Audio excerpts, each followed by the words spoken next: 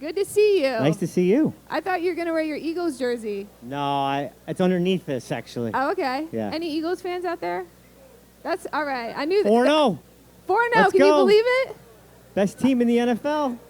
Jalen Hurts is up 40%. So if you guys don't know, 45%. Yeah. If you guys don't know Vinny, he's as seasoned as they get when it comes to being an entrepreneur. But your latest venture is the most wild idea. So tell us about Mojo and how you got the idea for it. Yeah. So Mojo is a sports stock market. And when we say that, we want the everyday fan to be able to invest in athletes like stocks. So if you're familiar with Robinhood or Coinbase, the app looks a lot like that. But instead of picking companies or crypto, you can pick the players that you know. Jalen Hurts as an example that you can watch on the field. So we say it's where you can invest in what you know. And the idea really came from about 20 years ago, which I can get into if you want. Yeah, no, Oh. tell us. Because, I mean, you know, you've launched a lot of companies from childhood friends. Tell us about how you got your start. Yeah. Well, so there's 4 co-founders. There's myself. You guys may know Mark Laurie, who has a company out here, too, I saw, called Wonder. Mark Laurie, and there's also Alex Rodriguez, the baseball star, and there's another co-founder, Bart Stein, who's a serial entrepreneur as well. But Mark Laurie and I grew up together in New Jersey, down the shore by Asbury Park as best friends. And we've done many companies together. We did Diapers.com.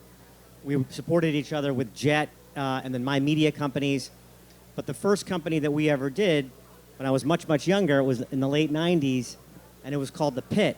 And we had this same idea. As very avid sports fans, we thought it would be really cool if you could invest in athletes like stocks. And at the time, we were calling it, where E-Trade meets ESPN. And so we had this idea, and our lawyers said that if you're super successful, which of course we wanted to be, that we could get in trouble because there was no regulatory oversight, and it could be construed of as illegal online gambling. So instead, we created a sports card stock market. We used trading cards as the proxy for the athlete. And it worked, it was great. People were depositing tens of thousands of dollars. The prices would move based on performance on the field, and we sold it to the Topps company, the largest trading card company in the world. Fast forward 20 years later, I know the story's kind of long, but fast forward 20 years later, and Mark calls me and he says, this idea that we had in the late 90s, I think it's the biggest idea we've ever had. This could be the holy grail, a sports stock market, but we don't want to use collectibles or anything like that as a proxy. With the emergence of of the legalization of online gaming, we can do it the right way. And so he convinced me. He brought Alex Rodriguez into the group. As I mentioned, Bart Stein. We raised a $10 million seed round, and then we got to work. Yeah. So kind of walk us through, because I've been trying to wrap my head around this. Sure. Walk me through how it works. How are the values of the stock determined? Yeah. So when we say sports stock market, there's like 3 key components. Because, a lot of people will say, oh, this has been tried before. And we're like, no, it hasn't been. We tried a version of this 20 years ago. But there's 3 things that we think are central to creating a true sports stock market. The first thing is the stock. What is this stock that you own in Jalen Hurts as an example? And for us, we thought it was really important, having been in the collectibles industry and just seeing what's going on with crypto and these other assets, that there should be intrinsic value to the stock that you own, which means for us, we decided to basically guarantee a payment based on the end of career statistics of every player that you own stock in. So if you own stock in Jalen Hurts, it would entitle you as the owner, if you held that stock till his retirement, cash based on an objective formula, statistics. So now that if you buy this thing, it's got intrinsic value, and it's not just what the next guy thinks, which is oftentimes what happens with collectibles or, as some of these other assets. So we thought that was really important, and that's an anchor in our stock market. The second thing is you need the market. Market means you're not going to want to hold this stock till retirement. You want it to be like a normal stock market. You can get in and out. There needs to be liquidity. So there's always a price that you can buy your stock, but there's always a price you can get right out. So that liquidity was super important. That meant we had to build an entire trading infrastructure of market makers and data scientists to start that, so that you have the intrinsic value in the stock, you have the liquidity in the market. And the final thing was we thought you needed regulatory oversight because to be a real market, we want customers to feel confident and trust that if they deposit, whether it's $50 or $100,000 or $500,000, that they know that there's protections for them and that we have reserves and so on and so forth. And so we also, as the last kind of part of this, decided that was really important. You could go to the CFTC to try to get that approval. The CFTC, though, does not regulate sports, so they punt it to the states and the gaming divisions, which meant that we had to kind of go to the states, and we started with New Jersey. We petitioned the Division of Gaming here, and they just granted us approval about a month ago, and we launched 2 weeks ago in New Jersey. Yeah. So well, how's it going so far? I mean, obviously this seems like, I don't even know how you got this approved. You got it approved in New Jersey with the Gaming Association, and I think you want to expand to other states, and Yes. you're working on that. And so what, like, how did you do it? How did you convince them to, this is going to work? I mean, it wasn't easy, but we have a great team. We had to raise a lot of money, so we were fortunate to raise a little over $100 million before launch, which is, pretty rare, but we needed that capital for a bunch of different reasons, including securing the regulatory approval. So we had a team that was in constant correspondence with the state. It's a very innovative state, the Gaming Commission here. And, we had to build a product and show that we could comply with all the regulations. There's all kinds of things you have to do when it comes to geolocation, making sure that the customer's over 21, making sure that they're in the state, when they're placing a wager, making sure that, like I mentioned earlier, there's adequate reserves. So we had to demonstrate all of that to the state, to the Division of Gaming. And, we were able to do that and pull it off. So the big question is, how do people make money? I mean, obviously you have to invest early. And with a person like Jalen Hurts, like as an Eagles fan, I didn't think we were going to be 4-0. But as you said, he's up 45%. Yeah, I mean, it's very, very intuitive. Probably more intuitive, I would think, than the regular stock market, because when there's a price on our app, that price is basically the latest market projection for the long-term earnings of that player. When I say earnings for us, that's his career-ending stats. So to make money, just like in the regular stock market, you got to outperform you got to say, okay, I think this price is too low or it's too high. So if you were a fan of Jalen Hurts 4 weeks ago, and you thought he was going to have a better than expected season, that basically the price that was on the app 4 weeks ago was underselling where he was going to be, like in his career, then you would have gone long. You can also go short on this market. And as a result, in the last 4 weeks, he's significantly outperformed expectations, and he's up about 45%. So that's how you make money. On the other hand, you could say, I don't like this player. So the quarterback for the Giants, Danny Dimes, he's down 25%. So it's really using your sports knowledge like never before. That's how you're going to win. It's there's a lot of skill involved and a lot of strategy and analysis. I think, even as I said, sometimes more so than the regular stock market, because you can watch these players play. Yeah. So what about Dak Prescott? He's injured. Did you see his stock completely plummet? I don't have it on me how far he went down, but I'm assuming he probably went down about 5-10% with the injury, because again, what this market will always have, it's the public's expectation of where the career will end. And so Trey Lance went down a few weeks ago with a season-ending injury, and that day he dropped 15%. It's an unfortunate thing. You don't want to see these injuries, but the market's the market, and that's what the public thought his career now would be impacted by. Similarly, I think probably Dak was, I could check it later, probably down 5-10%. Yeah.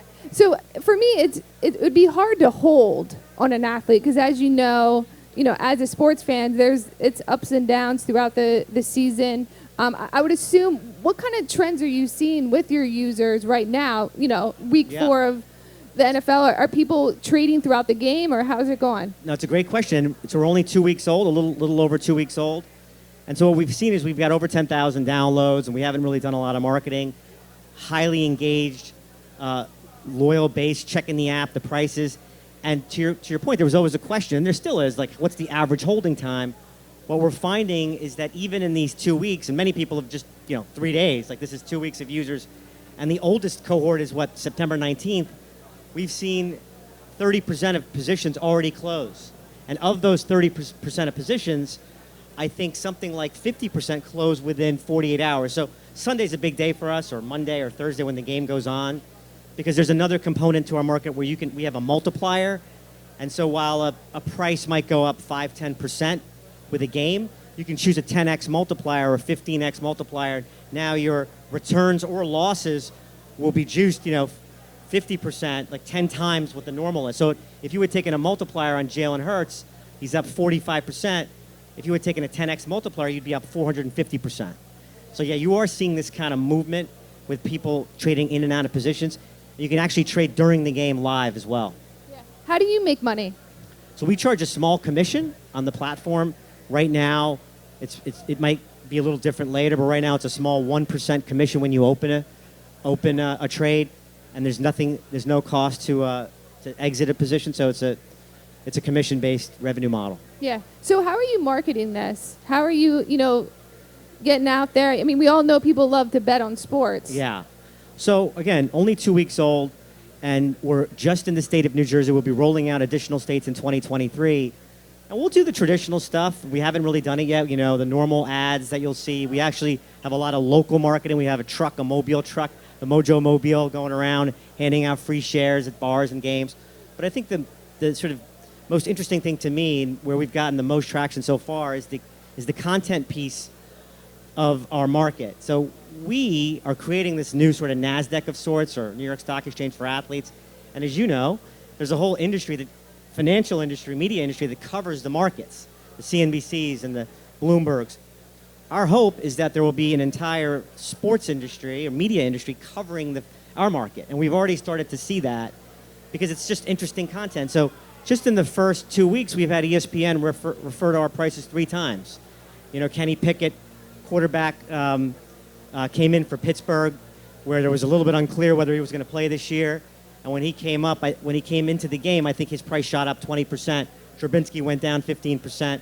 And ESPN the next day, Dave Purdom wrote, just talking about Kenny Pickett normally, because that's a lot of conversation. And he put in there, and the public on Mojo, shot his price up 15%. So if we can get that thing going over the long run, that'll obviously be very advantageous for us, so we can integrate ourselves into sports culture. So what's the goal? I mean, obviously you want to get into college football, and you want to expand to baseball, and I assume all sports. Oh yeah, the vision is big. The vision is to have every athlete, every sport, domestically, internationally. Like you said, we will be launching college shortly. And when you invest in college athletes, you're getting them in early. You're basically investing in their career, their NFL stats. You're not investing in their college stats. You're just investing in whether they'll make it to the NFL. And if they do, will they do well? So we think that's going to be really interesting because it's an opportunity to get in early, like the earliest of the early. And so the prices will obviously be a lot lower, and you can make the huge X. Like when Tom Brady, we back tested and simulated where he would have been on Mojo when he came out of Michigan in the NFL at draft time. He was a 6th-round pick. We think it would have been $3. He's trading at about $180 now, so that's a 60X. But if you had gotten Tom Brady in college when he was, playing in Michigan, that would have probably been below 50 cents. So, I think there's going to be an audience that's going to love the college part too. Yeah. Who are your audience? Do you have a demographic for who's investing in Mojo right now? Yeah, again, still super early. We anticipate that there's like these segments at a very broad level. There's 150 million sports fans in the country. But then we break it down into these, interest groups. So sports fans who love stocks, that's obviously a core market. Sports fans who love fantasy, they're doing the analysis on players anyway. Sports fans who gamble, they're doing player prop bets anyway. Sports fans who invest in trading cards or sports NFTs, it's a very sort of similar market. All 4 of those we think will be the core. And even sports fans who like alternative assets, like they like crypto. Yeah, so actually I got to wrap it up, but Vinny, I got to ask you, just because you've launched so many companies, you're very successful, what is your advice to, startups out there? What you've learned, what's the biggest piece of advice would you give them when pursuing? Yeah, I think there's a lot of different things, but I mentioned Mark earlier, one of my co-founders, and my best friend, and he talks about these 3 things. He calls it VCP. Vision, Capital, People. He's actually starting a fund that's going to be called VCP. And over time, I think I've learned the same lesson. You need to have those 3 things. You need to have a big vision. You need to have a clear vision. that vision is going to allow you to attract the people and retain them. And that's the second part. You got to have the best team. The team's goal is going to win. But if you've got the vision, which then attracts the people, that usually attracts the capital. And if you got the capital and the vision and the people, I think you're set up well. You're still going to need a little luck along the way. So you're going to need all four of those things. But if you get all four, vision, capital, people, with a little luck, I think you're set up well. All right, well, Vinny, thank you so much. Thank you. There you guys have it. Go invest in your favorite players. Thank you.